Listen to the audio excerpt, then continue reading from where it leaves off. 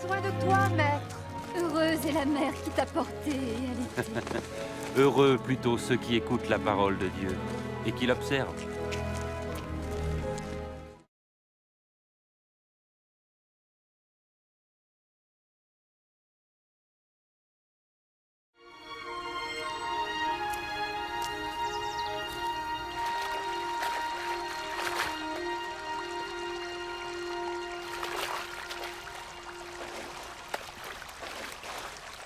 Apprends-nous à prier, comme Jean l'a appris à ses disciples.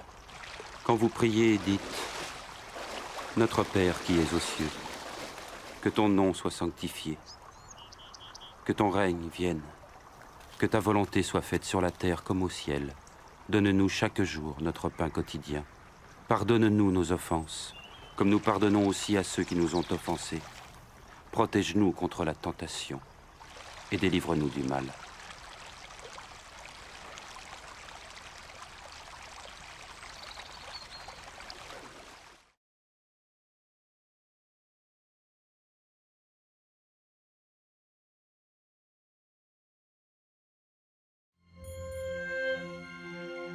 Dans les Saintes Écritures, Dieu déclare que le Messie viendrait pour être le sauveur du monde.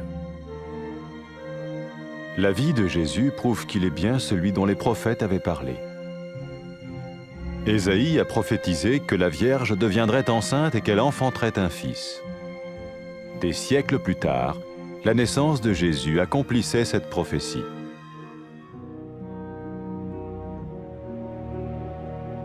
Les Saintes Écritures déclaraient que le saint à naître serait appelé le Fils de Dieu. Cela signifiait que Jésus serait le Fils de Dieu au sens spirituel et non au sens physique. Nous le voyons par sa manière de vivre.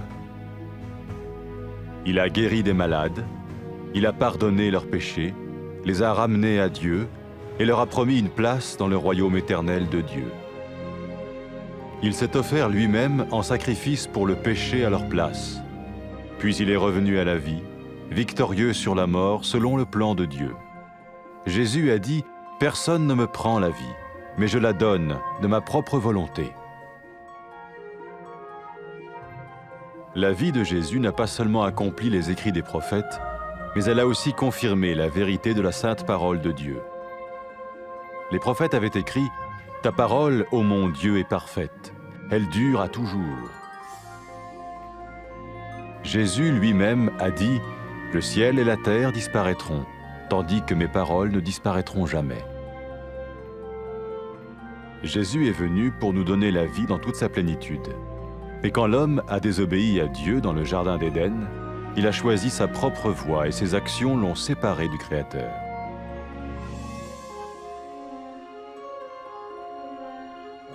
Les Saintes Écritures déclarent que tous ont péché et que le salaire que paye le péché, c'est la mort. Il s'agit de la mort spirituelle, éternelle séparation d'avec Dieu. Mais tout comme Dieu a donné un bélier pour qu'il meure à la place du fils d'Abraham, ainsi il a envoyé Jésus, le Messie, mourir à notre place. Sa vie, sa mort et sa résurrection restaurent la relation entre Dieu et tous ceux qui mettent leur confiance en lui. Maintenant, non seulement Jésus pardonne les péchés de ceux qui le suivent, mais il les sauve aussi du jugement éternel de Dieu. Ils sont sûrs d'aller au paradis et de vivre avec lui pour toujours. C'est cette vie et cette liberté de la culpabilité et du pouvoir du péché que Jésus offre à chacun aujourd'hui. Cela ne veut pas dire suivre une religion, mais choisir d'avoir foi en Jésus qui dit « Je me tiens à la porte et je frappe. Si quelqu'un entend ma voix et ouvre la porte, j'entrerai chez lui. » Cela veut dire se tourner vers Dieu et croire que Jésus vient dans nos vies pardonner nos péchés et nous rendre tels qu'il veut que nous soyons. Il ne suffit pas d'approuver intellectuellement ce qu'il dit, ni de vivre une expérience émotionnelle. Nous le recevons par grâce, au moyen de la foi, par un acte de notre volonté. Lorsque quelqu'un est prêt à suivre Jésus le Messie, il peut lui parler par une simple prière. Peut-être êtes-vous prêt maintenant à ouvrir votre vie à Dieu. Si oui, vous pouvez vous joindre à la prière suivante, silencieusement. dans votre cœur. Seigneur Jésus, j'ai besoin de toi. Merci d'être mort sur la croix pour mes péchés.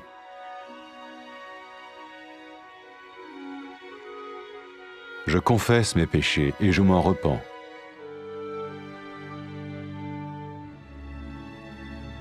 Je t'ouvre la porte de ma vie et je te reçois comme mon Sauveur et Seigneur.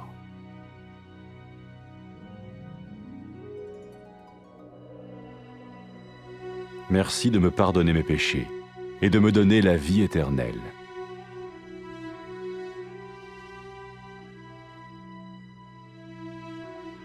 Fais de moi le genre de personne que tu veux que je sois. Maintenant que je deviens l'un de ceux qui te suivent. Amen.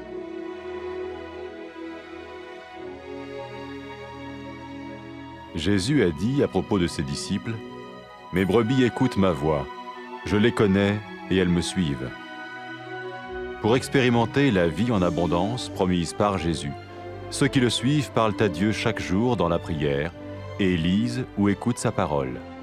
Ils parlent de lui à d'autres personnes et rencontrent régulièrement ceux qui l'aiment et le suivent. N'oubliez pas sa merveilleuse promesse. Tout pouvoir m'a été donné dans le ciel et sur la terre. Et sachez-le, je vais être avec vous tous les jours, jusqu'à la fin du monde.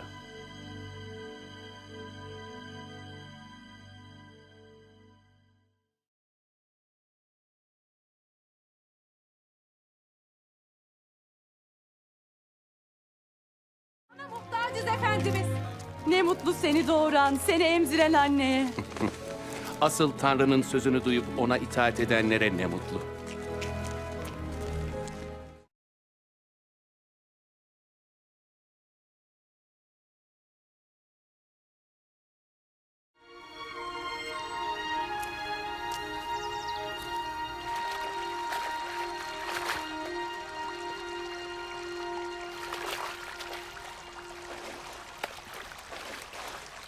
Yahya'nın öğrettiği gibi sen de bize dua etmesini öğret lütfen. Şöyle dua edin. Gökteki babamız adın kutsal olsun. Egemenliğin gelsin. Gökteki gibi yerde de senin istediğin olsun. Bugün bize gündelik ekmeğimizi ver. Bize karşı suç işleyenleri bağışladığımız gibi sen de bizim suçlarımızı bağışla. Bizi zor tecrübelerden geçirme. Bizi kötülükten kurtar.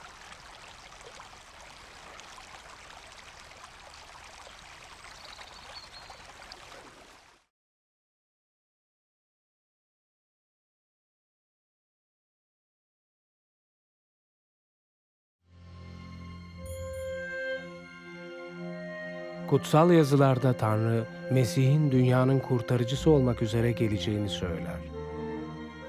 İsa'nın hayatı peygamberlerin bahsettiği kişinin o olduğunu kanıtlar. Yeşaya, Bakire'nin gebe kalıp bir oğul doğuracağını söylemişti.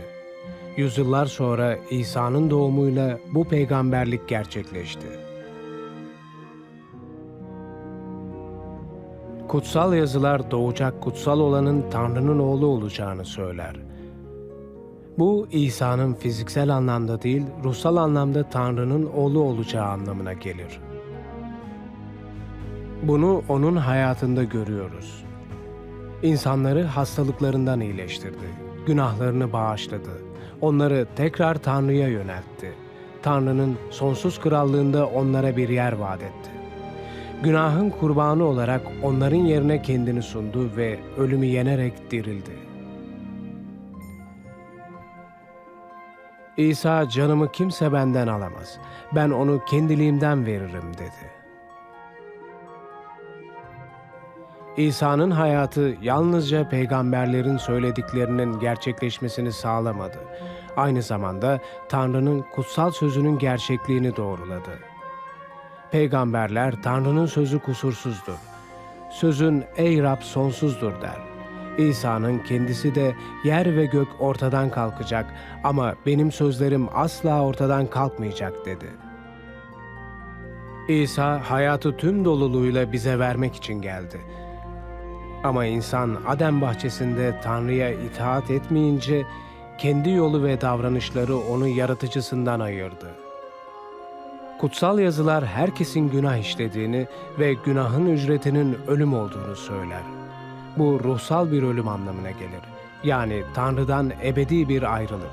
Ama Tanrı İbrahim'in oğlunun ölmesi yerine bir koç gönderdiği gibi bizim yerimize ölmesi için de Mesih İsa'yı gönderdi. İsa'nın yaşamı, ölümü ve dirilişi Tanrı ile kendisine güvenen herkesle ilişkisini düzeltti.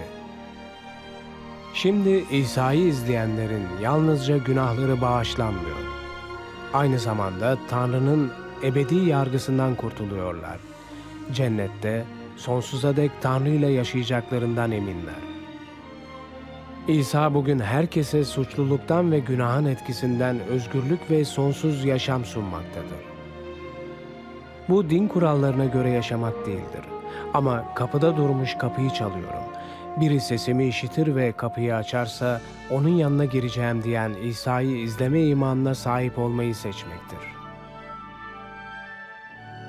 Bu Tanrı'ya dönmek ve İsa'nın hayatımıza girip günahlarımızı bağışlamasına ve bizi olmamızı istediği kişi yapmasına güvenmek demektir. Zihinsel olarak söylediklerine katılmak ya da duygusal bir deneyim yaşamak yeterli değildir. Lütuf ve iman aracılığıyla onu kabul ediyoruz, irademizin bir eylemi olarak. İnsanlar Mesih İsa'nın izleyicisi olmaya hazır olduğunda ona basit bir dua ile seslenebilirler. Belki de Tanrı'ya hayatını açmaya şimdi hazırsın. Öyleyse şimdi edeceğimiz duaya sessizce yürekten katılabilirsin.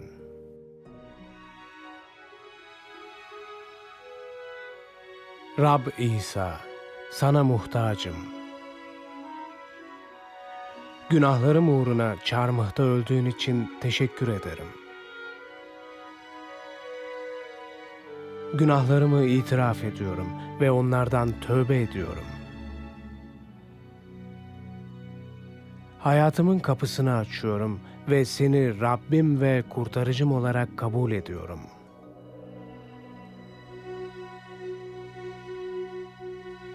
Günahlarımı bağışladığın ve bana sonsuz yaşam verdiğin için teşekkür ederim.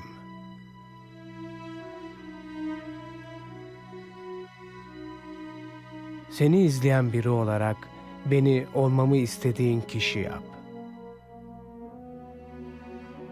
Amin.